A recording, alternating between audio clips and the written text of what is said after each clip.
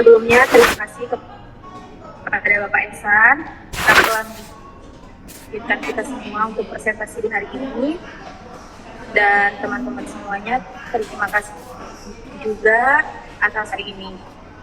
Di sini kami dari kelompok 6 mau presentasi mata kuliah perilaku organisasi yang berjudul perubahan organisasi. Ada yang bagi layar? Di sini yang berjudul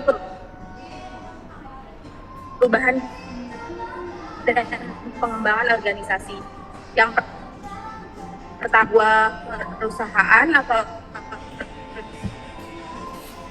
organisasi pasti mau ada perubahan. Nah, di sini ada menghadapi tantangan. Perubahan organisasi memungkinkan perusahaan untuk beradaptasi dengan cepat terhadap perubahan pasar, teknologi, dan lingkungan. Nah, ketika kita mau ada perubahan di dalam suatu organisasi, kita harus ada tantangan. Nah, tantangan itu ada, nah kita harus siap menghadapi tantangan tersebut. Tentunya memperkuat posisi baik individu maupun tim supaya dapat meningkatkan efisiensi, produktivitas, dan daya saing organisasi. Supaya dengan perubahan di organisasi ini menjadi lebih maju dan berkembang. Kemudian ada meningkatkan inovasi. Nah, meningkatkan inovasi ini yang tentunya kita ada inovasi baru dari sebelumnya supaya perubahan ini mendorong terciptanya ide-ide baru dan meningkatkan fleksibilitas organisasi, yang mana ide-ide ini jauh lebih baik dan lebih bagus dari ide-ide sebelumnya. Kemudian ada mempertahankan relevansi. Nah, yang tentunya ketika kita melakukan sebuah perubahan dalam organisasi, kita harus mempertahankan relevansi supaya memastikan organisasi itu tetap relevan, tetap baik, dan bisa masih bisa memenuhi kebutuhan pelanggan gitu. Jadi ketika kita melakukan perubahan itu tidak ada mengarah ke yang jelek, malah mau mengembangkan si organisasi atau perusahaan tersebut ketika kita mempertahankan relevansi tersebut. Ya, mungkin slide selanjutnya akan dibacakan oleh teman saya. Dipersilahkan.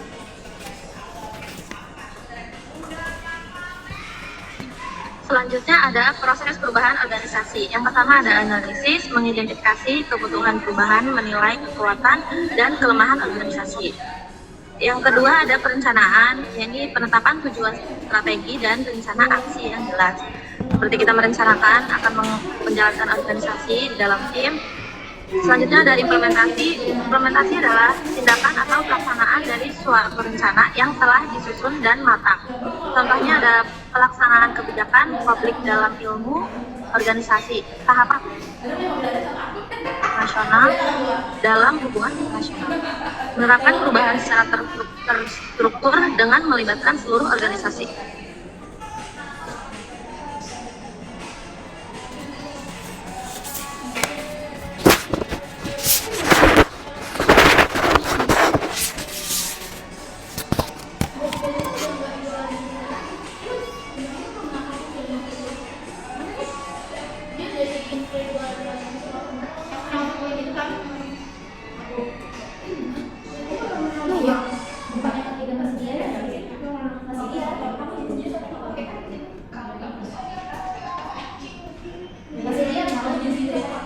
Aku manajemen perubahan. Hah? Iya.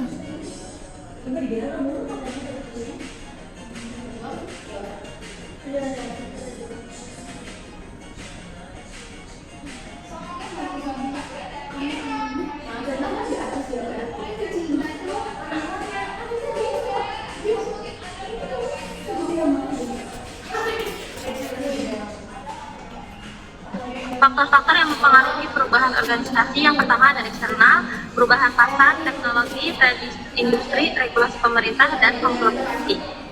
Yang kedua ada internal, yakni budaya struktur, kepemimpinan, kompetensi karyawan, dan strategi organisasi. Yang ketiga ada manusia, meliputi tentang sikap, persepsi, dan perilaku karyawan terhadap perubahan tersebut. Selanjutnya ada jenis-jenis perubahan organisasi. Yang pertama ada perubahan teknologi, di mana diadopsi dari teknologi baru untuk meningkatkan efisiensi dan produktivitas. Contohnya mungkin ketika di tempat kerja biasanya kita menggunakan kertas menjadi digital. Lalu yang kedua ada perubahan budaya, di mana modifikasi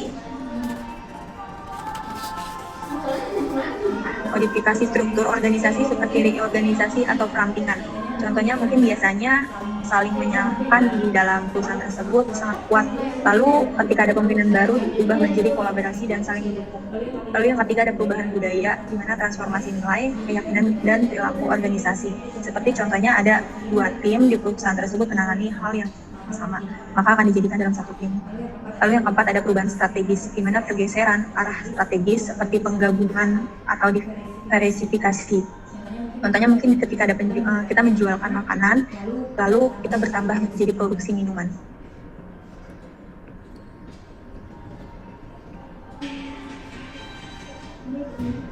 Selanjutnya ada manajemen perubahan organisasi. Manajemen perubahan organisasi adalah suatu pendekatan sistematis untuk mengelola transisi dari kondisi saat ini menuju kondisi yang diinginkan dalam sebuah organisasi.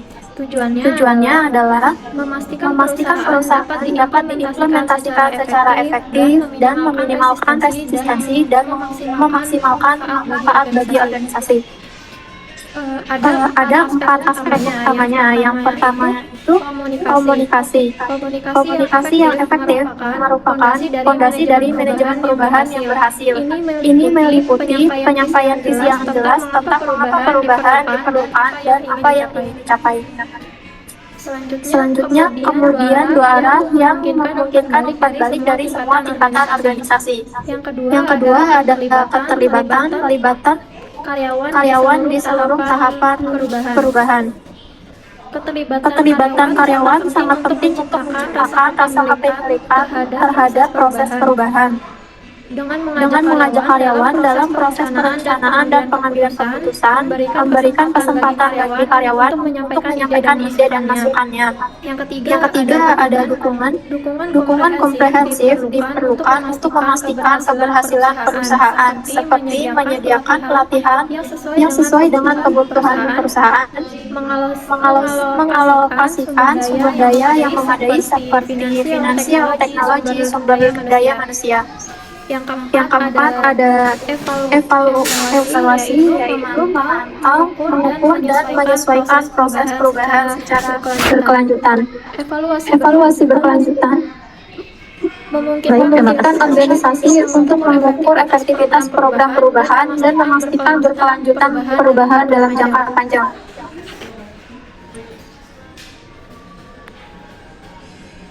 Baik, selanjutnya di sini ada peran pemimpin dalam perubahan organisasi. Yang pertama yaitu memberikan visi, yang dimana memimpin dengan memberi arah yang jelas dan inspiratif. Maksudnya ini tuh kita sebagai pemimpin itu harus mampu memberikan arah yang jelas dan inspiratif kepada tim kita. Dengan visi yang kuat tersebut, semua karyawan itu dapat memahami tujuan perubahan dan bagaimana kontribusi mereka diperlukan untuk mencapainya. Contohnya itu di sebuah perusahaan kita, di sebuah tempat saya kerja, yaitu dengan memperkenalkan visi untuk beralih ke mesin yang berbasis otomotif yang sebelumnya di mana menggunakan mesin manual. Nah, lalu di sini kita mengadakan pertemuan untuk menjelaskan bagaimana sih teknologi yang akan membawa perusahaan kita itu ke tingkat yang lebih tinggi dan meminta seluruh tim untuk mendukung perubahan ini. Nah, dengan visi yang jelas tersebut, tim menjadi lebih termotivasi untuk belajar dan mengembangkan produk yang baru. Selanjutnya di sini ada memberikan pemberdayaan, yaitu mendukung dan memberdayakan karyawan untuk terlibat dalam perubahan. Di sini itu maksudnya di mana pemimpin yang baik mendukung dan memberdayakan karyawan untuk berkontribusi dalam perubahan. Dengan pemberdayaan ini bisa berupa seperti pelatihan, peluang untuk menyampaikan ide, atau memberi tanggung jawab baru yang sesuai dengan kemampuan mereka. Di sini contohnya seperti ketika sebuah perusahaan ingin menerapkan sistem digital untuk laporannya, yang dimana sebelumnya menggunakan laporan kertas. Jadi di sini tuh pemimpin memberikan pelatihan terlebih dahulu kepada karyawan dan meminta mereka untuk memberikan masukan tentang fitur-fitur yang harus ditambahkan. Nah, dengan cara ini tuh karyawan merasa terlibat dalam proses perubahan dan lebih bersemangat untuk mendukung implementasi tersebut. Selanjutnya di sini ada memupuk adaptabilitas, yaitu menjadi contoh dalam beradaptasi dengan perubahan yang cepat. Di sini maksudnya pemimpin itu harus menjadi contoh dalam beradaptasi dengan perubahan yang cepat. Jadi ketika kita sebagai seorang pemimpin menunjukkan fleksibilitas tersebut, ini akan memotivasi tim kita untuk mengikuti langkah yang sama. Di sini contohnya itu dengan pengenalan mesin baru yang lebih otomatis tadi. Jadi pemimpin di area tersebut menjadi yang pertama yang harus mempelajari gimana sih cara kerja mesin tersebut, dan kita juga harus memberikan perhatian kepada tim kita. Nah, jadi di sini menunjukkan bahwa kita sebagai seorang pemimpin itu harus siap beradaptasi. Nah, sehingga tim kita juga akan merasa lebih pede nih bagaimana cara menghadapi perubahan tersebut. Selanjutnya di sini ada komunikasi yang efektif, yaitu menyampaikan informasi dengan jelas dan mendorong keterlibatan karyawan. Di sini itu maksudnya komunikasi yang jelas dan transparan itu merupakan kunci dalam setiap perubahan. Jadi kita sebagai seorang pemimpin itu harus mampu menyampaikan informasi dengan secara sederhana dan memastikan bahwa semua anggota tim kita itu memahami tujuan serta langkah yang harus diambil nantinya. Baik, saya kembalikan ke moderator. Selanjutnya yaitu hambatan dalam perubahan organisasi, di mana hambatan merupakan faktor-faktor yang memperlambat upaya perubahan organisasi. Beberapa faktor diantaranya yang pertama yaitu resistensi karyawan, di mana ketakutan atau ketidakpastian, kurangnya pemahaman dan kenyamanan dengan status kerja saat ini. Jadi maksudnya karyawan itu merasa khawatir tentang masa depan mereka atau termasuk kehilangan pekerjaan atau perubahan tanggung jawab. Yang kedua yaitu masalah budaya, karena adanya nilai, keyakinan, dan norma yang menjadi penghambat penerimaan dalam perubahan. Dan yang terakhir yaitu kendala struktural, di mana struktur organisasi yang tidak fleksibel dan sulit beradaptasi. Selanjutnya saya kembalikan ke moderator.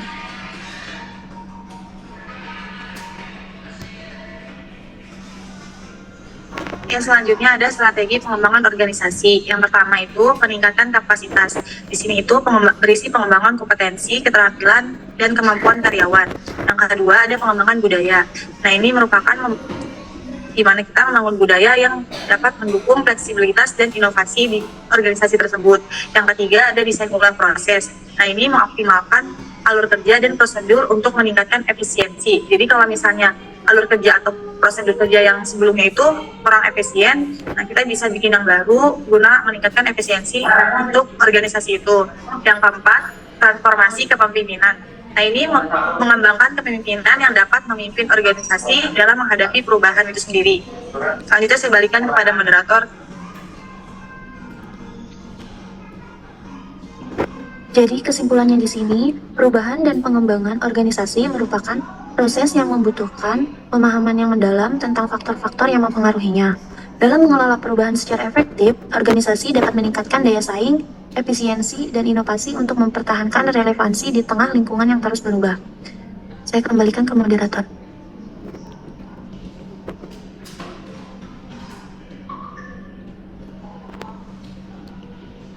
Baik, teman-teman semuanya, terima kasih banyak. Jadi, perubahan organisasi ini sangat penting untuk menjaga relevansi, berkelanjutan, dan daya saing di tengah lingkungan bisnis yang terus berubah. Jadi, perubahan organisasi ini sangat penting untuk berkembangnya dan majunya suatu perusahaan. Terima kasih banyak kepada teman-teman semuanya. Terima kasih banyak juga kepada Bapak Esran selaku dosen pengampu. Mohon maaf jika presentasinya kurang memuaskan dan kurang baik. Terima kasih banyak. Wassalamualaikum warahmatullahi wabarakatuh. Waalaikumsalam warahmatullahi wabarakatuh.